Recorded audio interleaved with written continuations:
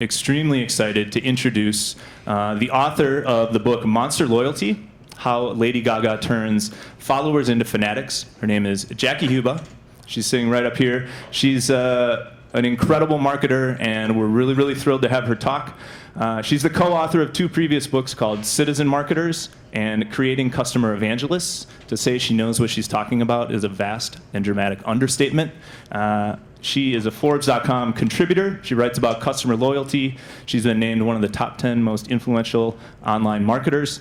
And her work is frequently featured in the New York Times, Wall Street Journal, and many other publications along those lines. And she is a compatriot of ours and lives right here in Austin, Texas. I'm very excited to introduce Jackie Huba. Hey everyone, how are you doing? Good, are we awake? Yay. We're going to talk about, of all things, Lady Gaga. And I'm wondering, when you saw it on the agenda, were you thinking, really? Really? I'm an author, what in the heck am I going to learn from Lady Gaga? But there may be some people in the audience who are like, oh, I really respect her. I bet there's a lot of things we could learn.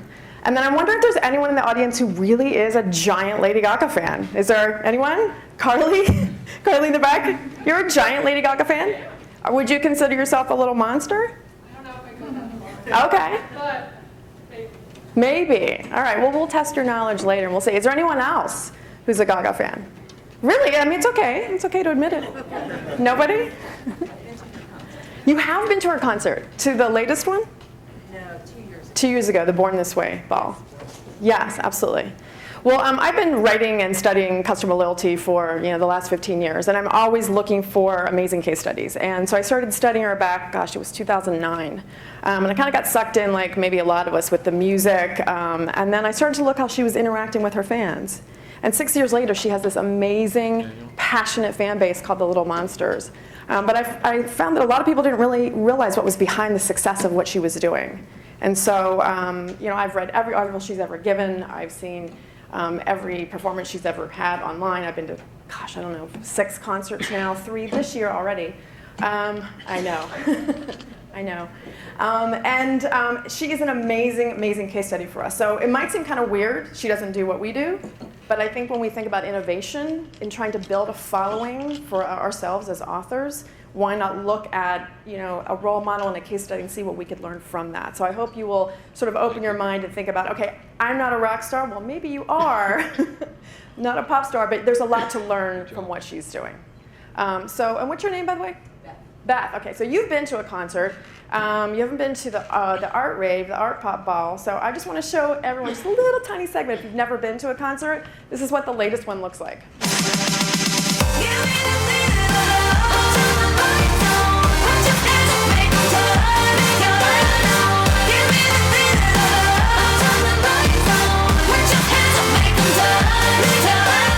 It's this giant, giant, giant production, but you may have seen Beth at the Born This Way ball. She also finds ways to make it very intimate. Sits down at the piano, starts talking, will pull a fan up, have a conversation. I think on the Jumbotron, where she actually interacted with people and texted her. Yeah, so Verizon was a sponsor of the Born This Way ball, and people were texting their phone numbers. And from the stage, she called a fan. And they had a camera there, and when the person picked up their phone, put them on the big screen, and she had a conversation one-on-one with them, right? And everyone in the whole entire arena is thinking, why couldn't that have been me? What's my disclaimer is I had 2 preteen girls. No, really. I was more the chaperone, but I was enjoying it. Well, what's amazing, though, is every concert I've been to, it's all ages. I mean, there's 13-year-olds to people who were in their 60s. She has a really broad audience these days, and I think a lot of people think it's a young audience, but not necessarily. So in terms of those of you who aren't that familiar with her, I just want to take you through a little bit of her resume, if you will. Really, she's only been around for 6 years. She's 28 years old. She, including the current album, which is 3 albums, 27 million sold, 130 singles, 5 Grammys, numerous MTV Music Video Awards. But the media has really, in the past 6 years, come to understand her influence around the world. She was voted one of the 100 most influential people in the world. You can see who she's standing next to there, as ex-president of all things, as she's a pop star. Forbes, a couple of years ago, ranked her as the #1 most powerful celebrity. And you can see who #2 is. When you are above Oprah Winfrey on any list, there is something really kind of amazing going on there. But a lot of people know her for her social media following. She's one of the most followed people on Twitter, 42 million, up to 67 million on Facebook. I have to check these numbers every single day because they're just always going up and up and up. So this giant following, and it really is around the world. As I said, I know her as a loyalty marketer, a brilliant marketer. She does a lot of things really well. I'm going to really talk about the aspects of her fan base and how she connects with them. And so what we want to draw the parallels is how she's built that following and how you're going to build that following, or how you already have it, how you're going to engage more with that following. She's called Mother Monster by many of her fans, and she actually has a name for her fans. She calls them, as I said, asking Carly, little monsters, right, all over the world, who self-identify, right, and they know whether they are one or not. All of these are in a book I think y'all have, right? Yeah? Came out last year. There's 7 sort of strategies of how she does this. We're going to just go through about 4 in our time today. But you can read the rest. And if you're tweeting, I don't know if you are, but Jackie Huba, #MonsterLoyalty. I'd love to know your feedback of what you find interesting. OK, let's delve right in. One of the things that she does really, really well when you think about how she's building this really loyal, passionate fan base is she really focuses on a tiny percentage most of the time, which is counterintuitive. So if you think about your universe of customers, right? You've got your new customers, your existing customers, and then your die-hard customers, right? Your die-hard, the people who love your work, they love what you do. And I've done a lot of research in my last book called Citizen Marketers, where we really looked at communities of customers for lots of companies like Microsoft and Intuit, and at the time this was online communities, and we looked at the people in those communities who were the most engaged. They created most of the discussions, they were the ones who created most of the content, started things going, and it was a very small number. Every single time, the most engaged customers only made up 1% of the entire customer base. But they were the diehards. They were the ones who everyone else was paying attention to. And this is what Gaga does. She has said, I want to be around for the next 25 years. And the way she's going to do that is to cultivate this 1% of her giant audience, right? So let me introduce you to a Gaga 1%er, as I call it. And this is someone, as we were speaking with earlier about Beth, that you might not realize. This woman is Amber Brown. She is 38. She works in insurance. She lives in Southern Illinois. As you can see, she's been to 9 Monster Balls. That was the first concert. 5 Born This Way balls. She's told me she schedules her vacations around when they are, right? And little monsters know for the Born This Way ball, if you were the first person in line, you got to meet Gaga backstage. So Amber took off 5 days of vacation, camped outside in a tent with tornado warnings, and it's raining. But she told me, I've never wanted to meet someone who so inspired me as Gaga, and she was willing to do that. And as you can see, she got to go backstage and meet her. And that's the thing that we need to kind of understand sometimes about 1%ers. They're a little weird. They can be. Sometimes they're just crazy for what you do. And I see a lot of companies who look at them as these strange people, these weirdos who, especially when I talk to consumer packaged good companies, because sometimes the customers, these fans, love the brand more than the marketers do, which becomes really odd. Because they look at these guys like, you are nuts, you are crazy. Oh my gosh, you love our Philadelphia cream cheese or something, right?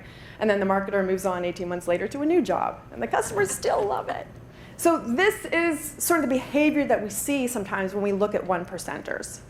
Right? But it's not just Gaga who has 1%ers. There's lots of things that people are crazy about that might seem a little more boring. I don't know. What about Costco?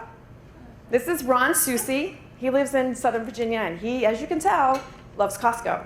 His wife made him this shirt because he buys everything from Costco, like his belts, his eyeglasses, his patio furniture. And so when someone says something to him like, oh, I like your pants, oh, I got them at Costco. Right? And also, when they go on vacation, they have to go to the Costco in that town because, of course, that's like the Mecca. You have to go to Costco. Right? And so you see this behavior of things that people absolutely love and go crazy for. This is what we see with 1%ers, right? So maybe against my better judgment, I'm going to admit to you what I'm a 1%er for. I'm from Pittsburgh, so I love the Pittsburgh Steelers. Woo! Yes? All right. Pittsburgh Steelers. Are you from Pittsburgh? No, but you love the Steelers? You do? And what's your name? Lynn, I love it. Since you were 2. I love it. That's fantastic. Well, I grew up during the 70s, so that's, I love, this is me actually on the left going to the Super Bowl in Dallas, where we unfortunately lost to those dang Green Bay Packers. This is at a New Orleans game at the bottom. Those are my custom Converse shoes. That is the tattoo on my ankle. And I run the Pittsburgh Steelers fan club here in Austin. So, do you live in Austin? Well, then I'll give you a card. You should come hang out with us. We've got like 350 people. Everyone's in black and gold. So 351 now, yeah. We play the fight songs. We cheer. It's amazing, right? But again, this is what 1%ers do. Volunteering their time to run a fan club. Like, I don't have other things to do, right? But this is a privilege to me, and so fun to get our Steeler Nation together in town and get really excited. So 1%ers, they're kind of weird sometimes. They will do lots of stuff for you that I don't want you to look at them like they're strange. They love you. So we need to think about how do we connect with them, right? And I want to know what you are a 1%er for. So let's just take 2 seconds. I want you to think about a commercial product or a company, something that you tell everyone about, something you love. Think about that. Ooh, yours is Whole Foods? Oh, hold on a second. They're actually recording this, so I actually want to get you to talk about it. Your love of Whole Foods. What's your name? Where are you from? Roma Caterpillar, And you're California. From? Oh, great. Valencia, And so you love Whole California. Foods. I do. What do you love about it? I think the education on alternate ways of taking care of your health. I think that's number one to me. Any product that I'm curious about, they're able to put, the natural theory behind it, which leaves me with this fabulous feeling of I'm eating healthy, I'm feeling healthy, I'm doing good for my family, and I'm almost I'm as well known at Whole Foods as I am in my own family. So They know you there. yeah. Do they really? Yeah, they really do. Yeah. You're there all the time. All the time. Have you tried to actually recruit other people and tell them why they need to shop there? All the time. All the time. All the time. You've been successful in recruiting anyone? On one of my big birthdays, this is a great story. On one of my big birthdays, and I won't say which one, my best friend, she actually, my cake topper said Roma Foods on it, and it was designed like a Whole Foods bag. So, Wow. Wow. that's how much within my friends' network I've been advocating, what they do. Everyone knows that you love them. I'm the 1%er. That's awesome. Thank you for that story. Round of applause for Roma. Anyone else have a fun story, something that they love and that they wouldn't mind sharing with the group? Who's that? You love Google? What's your name, by the way? Byron. Byron. I'm probably a 2%er for Whole Foods. 2%er? Yeah, but Google, just because they add value to everything they do and they give away stuff. And I think What they're are they always. giving you? What have they given me? Yeah. You said Well, they give away I should. There's a disclaimer in this. My wife is a shareholder, Okay. so it's very small. But what have they? They just seem to be so innovative. It seems like they're always ahead of the curve or right on it, and they just seem to be a really high value company. So I drank the Kool-Aid. I admit it. You use them for everything that you can. Yeah, pretty much. Yeah. Yeah. Plus, it helps my wife's share value. So. Yeah, absolutely. Ulterior motive. Well, that's awesome. Yes, thank you for sharing, Byron and Roma. That's awesome. But it's funny, if you were afraid to raise your hand, this is also a behavior sometimes of 1%ers. Sometimes you don't want to share that thing that you love because you're afraid people will look at you strange. Right? I don't know if you felt that way, and that's okay if you did. But sometimes I will ask audiences to get nothing, and it's because they don't want to say they love BlackBerry, because that's just not, that's weird. Like, who would love BlackBerry these days? But I met a woman who did. A woman, did you miss BlackBerry? Yeah. But I don't love it. She was, one woman, another audience, loud and proud, she was like trying to convert everyone in the audience. It was not going to happen. But so 1%ers, and this is a key thing that we should observe because it's going to come in later about people sometimes are a little afraid to admit the things that they love. So let me tell you, when you meet other people who love what you love, then it's like, woo, Pittsburgh Steelers, right, Lynn? Pittsburgh Steelers. Oh, he's going to sing the fight song? The polka?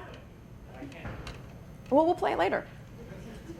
Okay, so if you're not paying attention to your one percenters, you are not alone. This is some research out of Forrester, where they were asking CMOs, what are your priorities for the coming year, right? And you can see, hopefully in the top, about 59% focused on new customers. In fact, the top 3 priorities were all about new things, right? So 42% worried about new products, 41% new awareness, like new, like the shiny new object syndrome.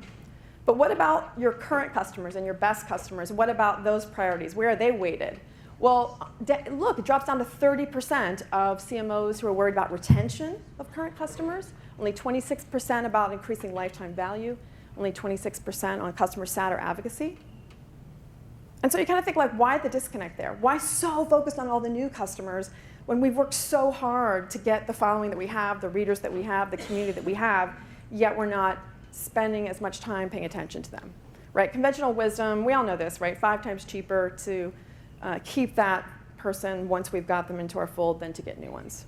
So to me, this is a real disconnect. And Gaga totally gets this. This is a quote from her manager. They've now parted ways, but when everyone was looking at her social following, and the hype on social, like you have to have more likes and more followers and all of that, and she has that, but he said, give me 1 million diehard fans, because those are the people who love us. They're going to buy, the first people to buy our stuff. We are going to worry about them first. And this is sort of a different strategy, I think, than a lot of people think about, because we always want more, but maybe we should focus on that, but we should also focus on keeping and looking at the best that we have. Okay, so 1%. So I want you to kind of think about, so I'm going to give you just some questions to think about for homework. Do you know who your 1%ers are? No, and I don't know how to get that information. Oh, well, we're going to talk about that. And so that's the first step. Who are they? How do we locate them? How do we find them? Because we're going to talk more about now how do we engage them once we know who they are. Okay. So in terms of helping them to identify themselves to you, this is one way that works. And this is what Gaga does. And it has to do with leading with values. And here's why this is important. Because if you just think about buying behavior in general, right? When people buy things, they're going to look at sort of the analytical side of why they buy. So if you're going to buy a computer, you're going to look at the memory, you're going to look at the screen size, like all the features and functions, right? But people also buy on emotion, right? How it makes them feel. So they want to connect, or they can and will connect if they can understand something about you that they can identify with. And I like to talk about it in terms of values, what you stand for, right? So when you look at Lady Gaga, there's a lot of pop stars out there, but she's really, really vocal and upfront on her values. And just a little story on why. So when she was first starting out, she was 19. She didn't have a record contract. She just had a little demo record. She couldn't get played anywhere. Nobody would book this girl. 5'1", little Italian-American girl from New York City. Nobody's booking her. She actually found one of the gay clubs in New York booked her, and then another one. And then the San Francisco Pride Parade booked her. And all of a sudden, she started to develop this little following in the gay community. And so when she got to be bigger and bigger and more of a big audience, she said, you know what? These folks were really loyal to me, and I'm never going to forget it. And so I am going to lend my voice to issues in this community. So she's been a super vocal advocate for marriage equality, for the repeal of Don't Ask, Don't Tell, and lots of other issues in the gay community, right? And so as she's meeting a lot of these kids in her audience, she always pulls up, every single concert, she will pull up after the concert is over in her SUV or in the tour bus, get out and talk to kids every single time. And she learns that some of them are homeless because they've been kicked out of their house for being gay. And so her second album, she thought, you know what, I'm going to dedicate it to them. So the second album she came out with was called Born This Way. I don't know if you guys are familiar with it at all. But the whole entire message of the song is that you should love who you are, no matter how you were born. And in terms of our differences, we should celebrate those, not ridicule people for them, right? And so I don't know if you've ever heard the song, the title song, Born This Way. I'm going to play a little snippet for you. And I just want you to check out the words of the song, the lyrics, because it really showcases her values. My mama told me when I was young, we're all born on superstars. She rolled my hair, put my lipstick on in the glass of her boudoir. There's nothing wrong with loving who you are, she said, 'cause it made you perfect, babe. So hold your head up, girl, and you'll go far. Listen to me when I say I'm beautiful in my way, 'cause God makes no mistakes. I'm on the right track, baby, I was born this way. Don't hurt yourself and regret, just love yourself and you say I'm on the right track, baby, I was born this way. Can you see the values coming through in the song, what she's standing for, what she's telling kids? She got an amazing reaction when she released this, of kids telling her through tweets or little YouTube response videos that it changed their life. And they really felt validated. And some of them said that it saved them. So, amazing. But she doesn't just do that. You know, she really was paying attention to, in the LGBT community, kids are bullied 6 times more than in the straight community. And just bullying in general is something that she really felt strongly about, because as a kid she was bullied. She tells this just crazy story of when she was 12 and she was walking down the street towards her school and a bunch of kids making fun of her, and they literally picked her up and threw her in the dumpster. And that doesn't leave you. So she decided, I'm going to make a difference in the world. She actually started something called the Born This Way Foundation. Did you realize she had a foundation? And she launched it at Harvard with Oprah and Deepak Chopra, Kathleen Sebelius from the Obama administration. And in the audience were lots of activist kids around the country in their high schools who had LGBT groups or anti-bullying groups. And she said to them, I'm not throwing money at this problem. What I want to do is have you guys be part of a grassroots organization to change the culture in your school or in your community. That's why I'm here. This is what we're about. So it's really more of a movement than it is just a nonprofit that tries to throw money at things, right? So everything she does showcasing her values. On the Born This Way tour, Beth, I don't know if you saw this, but there was like a tailgate area outside, and if you were under 25, you could actually apply to come hang out on the bus beforehand. They had drinks and food, and sometimes she would actually show up, but what she had on the bus was counselors. So if you were a young person who had some issues, there was people you could talk to. And her whole idea was to demystify counseling, such that if you had issues, now you know you can seek help for these problems and not just suffer with them, right? Okay, this is a pop star with counselors on a bus outside her concert. I mean, I don't know, is there another pop star who does weird things like this? So in terms of showcasing her values, she shows her customers, her fans, what she stands for. She's showing the world what she stands for, right? So, all right, how does this work in business? Let's relate this to business. So, this is some research that Jim Stengel, I don't know if Jim Stengel, he's a longtime global marketing officer for P&G. And he did a lot of research with Millward Brown, a research firm, and they looked at companies that they felt led with values. They did a 10-year study, and they looked at 10,000 companies, and they narrowed it down to 50. That they thought companies who are very upfront with their values and lead with their values. And then they looked at the financial performance of those companies compared to the S&P 500. And you can see that those companies that led with values had a 400% increase in financial improvement over 10 years versus just the S&P. So their whole theory is, you know what? This isn't just like a warm and fuzzy, ooh, we should lead with our values, you know, we want to connect with you. It really makes business sense, right? And so I want to show you an example, one of my favorite actually from the Stengel 50, which is Method. Anyone use Method? Method fans? You're a Method fan? Yeah? Well, and if you're not familiar, you know Method, right? It's the green cleaning. Yeah, sorry? Yeah, and Whole Foods. And Whole Foods, yep. Mm-hmm. And they were founded by Eric Ryan and, Adam Lowry and Eric Ryan. And when they started the company, the whole idea was we want to start this healthy home revolution, right? That cleaning products can be good for the environment and okay and safe for your home and your children and your pets. And so that was the whole idea. They wanted to take this category that was known for being very toxic and all of that and change it. And then very smartly used design as well. Like these are really neat looking in your house. So, it's awesome. But that, from the beginning, that is what they believed in, right? So there was this great study and analysis in a New York Times article that came out during the recession in 2011. So what was happening in this category after Method started, you started to see a lot of companies jumping on this bandwagon, like Clorox and all these other big giant companies, and they started adding green cleaning products. So what happened during the recession is when customers were sort of cutting things from their budget, green cleaning products can be a little expensive.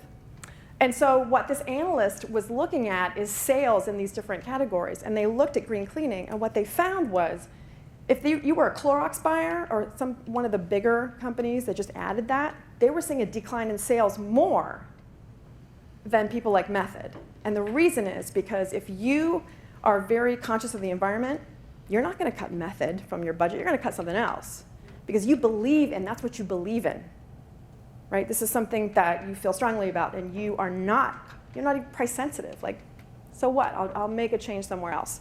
So just an example to show you, these customers, these 1%ers, not price sensitive. When they love something, they do things that might seem irrational to other people, but it's because they're connecting on an emotional side. So that affects their buying behavior, as I was mentioning earlier, right? So for you guys, when you think about what you're doing in the world with your writing and the books and your speaking, consulting, whatever it is you do, what is it that you're doing that's changing the world, that your readers or your community is connecting with on an emotional level, right? You might be providing them great information that's helping their business, but is there something more? Is there something more about you or something more about what you're doing that's inspiring and changing the world? Because you want to connect on that level if you can. Does that make sense? Okay, awesome. All right, let's move on. Community. In marketing, this term is bandied about all the time. Ooh, we need to build community, blah, blah, blah. The whole idea here is about what I was mentioning earlier with 1%ers. If you are a diehard Steeler fan, you love to hang out with other weird diehard Steeler fans. Are you excited about James Harrison coming back? It's awesome. See, he knows. Of course he knows. He just came back yesterday, but I knew you would know that. Yes. And so we can share that little piece of information. And these guys are like, who's James Harrison? And so we love to connect with other 1%ers. So when you think about building community, what you want to do is build community among not maybe everybody, but at least find your 1%ers and connect them together. Because they want to talk about your stuff because they love it. And they want to find other people who love what what they love. Because that's awesome. Then we get to talk about things other people might not get. You know what I mean? So how does Gaga do this? Back in 2011, she was actually watching, the Facebook movie? Remember that one? Yeah. Talked about Facebook? Social network, right? And she said to her manager, why don't we have one of these for Little Monsters? So she wanted to create this community. She looked online, they couldn't find a platform they liked. I thought, this is a great story. So they built their own. They actually started a company to build the platform that they wanted. They got VC funding. They got Silicon Valley talent. They formed a company called Backplane. Gaga funded part of it. And now Backplane actually builds communities for lots of other people now. But this was the first one. It's called littlemonsters.com. If you are a diehard Gaga fan, this is where you go. And there's only about 1 million in here. But this is where Gaga spends a lot of her time. So it's kind of a cross between like Pinterest and Reddit, if you know like those online properties. A lot of what is posted is art and things that fans have created. Gaga also posts things here. In fact, what she does is she'll post something here and then put a link to it on Twitter or Facebook, so people are constantly knowing that she's here. You can't see up in the lower right, there's a chat function that you can bring up, and it translates 150 languages in real time so that all her monsters around the world can talk to each other, because they're everywhere. They're all over, and they don't all speak English. And I've seen her in there before, which is freaky. Like, it's just freaky, right? You're like, oh my God, it's Gaga. And you might miss it, but that's okay. People screen cap it for you, and you can see what she's saying. And she's posting stuff. She's commenting. She's liking people's things. I mean, it's like you're interacting with her. Even if you've never met her, you kind of feel like you do, right? And this was a message. It's kind of long. You don't need to read it. But This is just one I captured from a couple of years ago because I thought it was so great. This is not 140 characters. This is her in this community, sending them a message, telling them personal things about what's happening in her life. And at this time, she had a new hairstyle. She was working out. She felt good about herself. She just wanted to say, I love you, and thank you for being part of the community. So even though they've never met her, they feel like they do because she's in here interacting with them. And this is everything to them, right? It's everything to be able to feel like they interact with someone that they really love so much.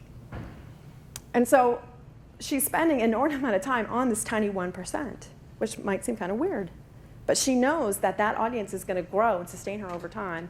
And this is the group that's going to bring more people to her, because they're going to tell everyone about what's going on in here, right? So for business, for us, how does this work for us? I think a great example is Mini. Any Mini owners? Nobody? Wow. All right. But you know Mini. You know it, right? Quirky little car. Well, I've driven one for about 7 years. And 2 years ago, I was like, oh, maybe I should get a different car, a new car. And I actually was at a party. And this woman walked in, and she says, is that your Mini outside? And I said, yeah. And she's like, I have a Mini, too. And by the way, I run the Mini fan club here in Austin. Like, really? There's a fan club for Minis, too. And so she started telling me there's 700 people here in Austin, and they all get together, and sometimes like 100 of them will get together and drive to Lockhart, Texas, and get barbecue and drive the back roads, right? I'm thinking, wow, this is kind of interesting. So if you go to the Mini site, Mini USA lists all the fan clubs in the United States, and there's lots of them on their website. These are not run by Mini. These are run by 1%ers who love Minis, because there's so much to talk about with Minis. Like, you can customize them a million ways, and there's so much to know about it, and they're quirky little cars, and quirky people who like quirky cars, I think. And they love to connect, right? And I love that Mini kind of endorses this. Like, they don't even run these. For a corporate company to endorse something that's very customer-driven, it can be risky, but they're doing it, right? And this is where Mini is really, really smart. First of all, they've won many Polk Awards for repeat customers more than any other car. They have customers who buy year after year. They know the best salesperson for a Mini is an existing Mini owner. They know that. And this is why they do things like this. So this is online. Offline, they do this thing every about 2 years called Mini Takes the States. So what it is like a giant reunion. Remember the Saturn reunions? You remember that? With Saturn? I don't know if you remember that. This is kind of similar to it. So it's a giant trek from New York to LA, right? And in every single city, they have stops. And it's just for Mini owners to get together and talk about the car. Sometimes there's 300 Minis that show up. They have barbecues. You can bring your dog. You can drive part of it or all of it. In fact, 2 years ago, there were 89 people who drove the whole thing. They took 10 days off of vacation to hang out with other Mini owners, right? Would you do that for the car that you own? Hang out with no? Why? I'd rather go skiing for 10 days. Exactly. So remember that crazy thing that we mentioned? Yes. How fun. And also great marketing. Because you know how many pictures from this 10-day event are on Facebook and Twitter and Instagram, and they're kind of, social media is a word-of-mouth network. This is brilliant marketing. Excited people who love to get together, pictures of Minis. You can imagine all of the content that is coming out of this particular offline thing, right? They keep that enthusiasm high by doing things like this.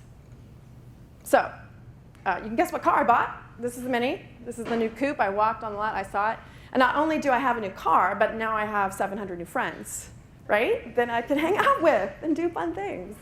So that sort of tipped me over. But for you, think about once we find our 1%ers, how do we connect them to each other? We can use online things. We can use offline things. But they have similar interests, maybe around you, but maybe around other things, because they're like-minded. So how do we connect them? Because they're going to want to pull other like minds. So when you were talking about how do we identify them, there are ways that they become attracted to you, and then you give them ways to raise their hand to be part of something. So then they identify themselves to you, right? So that's a way, which is the attraction. And then they find others for you, which is the best. So you're not out there marketing like crazy. And yeah, exactly, right. So that's the idea, community. Okay, I think we have time for one more. And that is a strategy that Gaga has used over and over and over is this. Your 1%ers love you, but they run out of things to talk about. They love to talk about you. They want to tell other people about your books and about your consulting and your services and your training or whatever it is. But they run out of stuff, they've already referred you. They run out of things to talk about. So you have to constantly provide this pulse of things that they can talk about, to share on social media or to talk about in person. And this is challenging, right? Keep giving them things to talk about. And Gaga, I gotta say, she's probably one of the best word-of-mouth marketers I have ever seen. There is always something to talk about. So if I were to ask you, what is the most talked about thing she has ever done, what would you say? Meat dress. Meat dress? Everyone knows about the meat dress, right? We're not gonna talk about that, because you already know about it. Let's talk about something else that maybe you don't know about. Her perfume. Anyone know about her perfume? Anybody? So we're going to talk about her perfume. Yes. So it seems like everyone has to have a perfume these days, right? Especially if you're a pop star or some sort of actor or whatever. So Cody came to her and said, hey, we're interested in having a perfume. What do you think? And so she was like, well, she surveyed the marketplace. And so what was out there? What was going on out there in the perfume marketplace related to pop stars? Well, Britney Spears has one, Hidden Fantasy. Apparently, Christina has one named Royal Desire. Beyonce, Heat, Catch the Fire, right? And then even Katy Perry has one for women who, I don't know, like cats or something. This is a little odd to me. Sorry if you're a Katy Perry fan. And even Justin Bieber has a perfume. In fact, he has 2 perfumes, but if you buy this one, you can smell just like his girlfriend, which is awesome. Awesome sauce, right? Totally. Or totes, as they will say, the young people. Right, so she's looking at this, she's like, okay, if I'm going to do something, I'm going to do something creative and different. So here's my idea, she says to Cody. She's a student of Fame. Her first album was called Fame, the second one, Fame Monster. And she studies fame. She talks a lot about it in her songs. And so she said to them, I want this perfume to be called Fame. And fame is seductive. It can be very dark and evil. So I want the perfume to be black in the bottle, but spray on clear, right? So maybe you're afraid to put it on. And Cody said, well, we can't do that because there's no technology for that to happen, for it to be black and then spray on clear. And so she said, okay, fine. Well, then I'm not doing it. And so if you're Cody, you're like, oh no, this is terrible. So they went back to their scientists and they said, oh Lord, this is Lady Gaga, can you make this happen? And they worked on it for 6 months and they came back and said, we invented new technology to make this happen. And now this technology is patent pending. So they released the first ever black eau de parfum called Fame. It's black in the bottle, it sprays on clear. And the bottle is clear. And I just happen to have it for you right here. So we'll take a look. Right? I know, it's kind of Steelers, right? This is like the gold monster class, the gold gilded monster class. It's black in the bottle, and it sprays on clear. And I'm just wondering who is not afraid to try a little bit of it? Who's not afraid? Okay. Anybody? It's unisex, gentlemen. It's lovely. All right, Scott. Woo, nice. Anyone else? Anybody? Anyone else? Over here? It sprays on clear, right? Whoop. Kind of neat, right? Yeah, I think it smells pretty good. This is actually the big bottle. The smaller bottle, when it first came out, was $50. She's got a new one, so this one is actually much cheaper now. But, so it came out, it took the market by storm, and it was the fastest selling perfume after Chanel No. 5. They sold 6 million in the first 2 weeks. They sold 30 million in 6 months. Why? Look at it, it's different. It stands out. The marketing for it, of course, it's Gaga. She's not going to do anything, boring. What she did, she hired Stephen Klein, who's a famed fashion photographer, and they created an 8-minute film that cost $1 million that was about this perfume. I'm going to show you a 30-second trailer for the 8-minute film right now.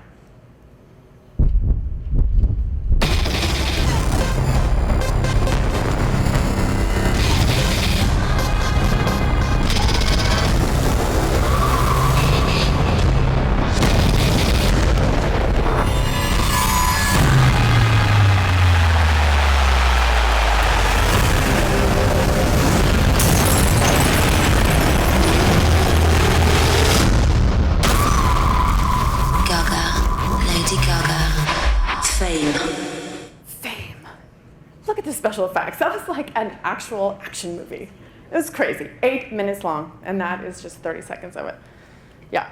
So that is the idea here, is giving people something to talk about. Not an average perfume, not a boring perfume, something that has never been done before. I love this quote from Coty. They said that her pushing them to do this new technology was the biggest innovation that they've had in their industry in the last 20 years. Because she pushed them. She said, no, this is my idea. This is what I want to do. And they did it. And that's what it takes sometimes for us, for us to be creative and think differently and not do what everyone else is doing and not do things we've done before. So to bring it back to a business example, this is one of my favorite. And because we're here in Austin, I think people might maybe know this one. Alamo Drafthouse. Do you guys know Alamo Drafthouse? Who are my local people? All right, so you guys know, right? You know Austin.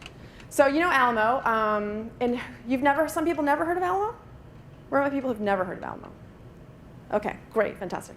So if you've never heard of them, they are a movie chain, started here in 1997 by Tim League and his wife Carrie. And what Tim and Carrie are really, really, really passionate about is providing an awesome experience for movie fans, right? So they have pet peeves about what it's like to be at the movies. And they have a very strict set of rules. When you go to an Alamo, here's what you have to abide by. First of all, there's no ads. How annoying are those ads before the film? They don't play them. They play fun, different things having to do with the film, but no ads. Under 6, no children under 6, no unaccompanied minors. New rule, if you come in after the movie starts, you don't get in. So forget that. You need to be on time, because that's annoying when people are walking in front of you. But the most famous rule they've ever had is that if you talk or text or use your phone, you'll be warned once, and the second time you'll be thrown out with no refund. That's it. Have you heard about this? No. It's great. It's amazing, because they want people to experience the movie and not be annoyed by everyone else. Well, did I mention that they also serve food and alcohol there, too? So there was a story a couple years ago, and I know you guys know this one, right? Do you guys know this one in Austin? I'm looking at my Alamo people. They had a woman who was thrown out. She was really angry, and she called and left them a really nasty voicemail. And you know what I'm talking about? Yeah, and so they heard it, and it was funny. And so they actually made this decision to create a video out of it and annotate it and put it on the web. And I'm going to play it for you now.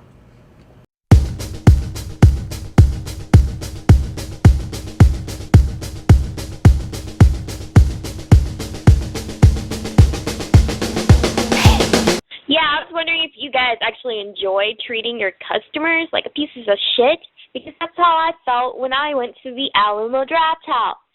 Okay? You know what? I didn't know that I wasn't supposed to text in your little crappy-ass theater.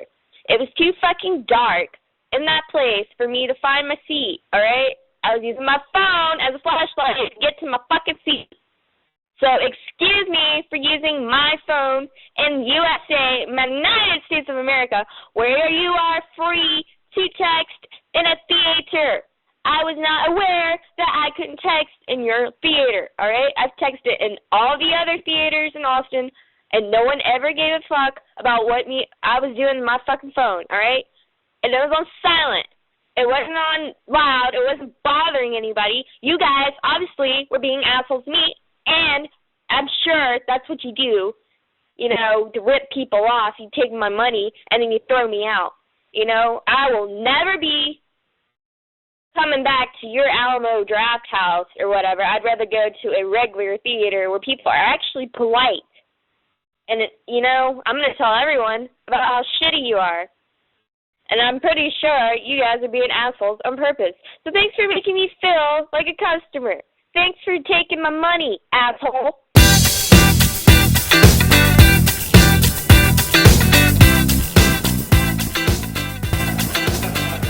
Right? They said, we don't want people like you. We're not ashamed to say that. So, of course, this, went viral. 150 countries around the world reporting on it. Anderson Cooper featured on The Ridiculous. He said Tim League should win the Nobel Peace Prize for standing up for the rights of moviegoers everywhere. And what did this do?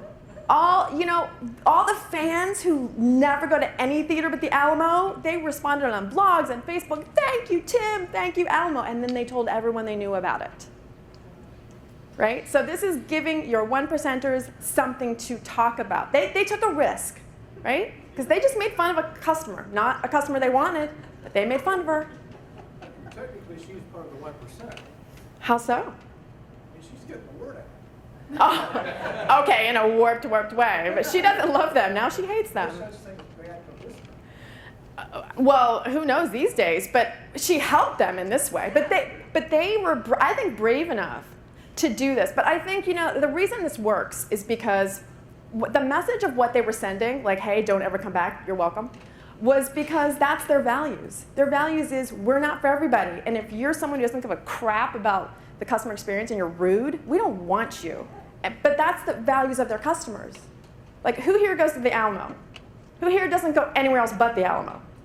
Right? Those of us who are 1%ers, like, we love that experience. I don't want to go to another theater. There's so many of us in Austin. Now they have, gosh, they're, I think, in like 10 states now. They're expanding, so wherever you live, there could be one near you. But it's a great experience, and we love them. We have that emotional connection to them. We want to tell everybody, I hope there's one in your town soon, because it is amazing, right? So here's the idea, as I mentioned, is the Alamo took a risk. Gaga took a risk. They did something different. They gave 1%ers something to talk about. And I'm a 3-time author, like, I get it. It is hard to stand out in this world. It is a noisy, noisy world. There's a million authors and a million books out there. How do we get the word out about ours? We have to think differently. We have to be creative. We have to try new things. Our 1%ers want to tell people about what we're doing, but we have to give them interesting things to talk about. I mean, obscurity is the enemy today. We have to be different. We have to stand out. And that's hard. So just to sum up, we just talked about 4 of the 7 in the book, but they are focusing on your 1%ers, your key customers, your key readers, your key audience, leading with values to connect on an emotional level, building community with those 1%ers who love what you do, and then generating these things for people to talk about, to share with other people. And when I first thought about this idea of writing a book about Gaga, I was like, this is the stupidest thing. Like, who is going to want to read an entire book about Lady Gaga? But I took a risk. And one of the things that I actually learned from her, right? And I was so inspired by her because she is 28 and she's done so much to change the world. And I think she's going to be around for a long time, which is another reason why I thought it was okay to write about her, right? But I wanted to share these things that she's doing because she's been so inspiring to me. And I hope that you've learned a little bit about what she's done, and hopefully something that could apply to what you're doing. And I hope you'll be bold and be brave and be creative and different and stand out from everyone in what you're doing. You guys, thanks so much for your time.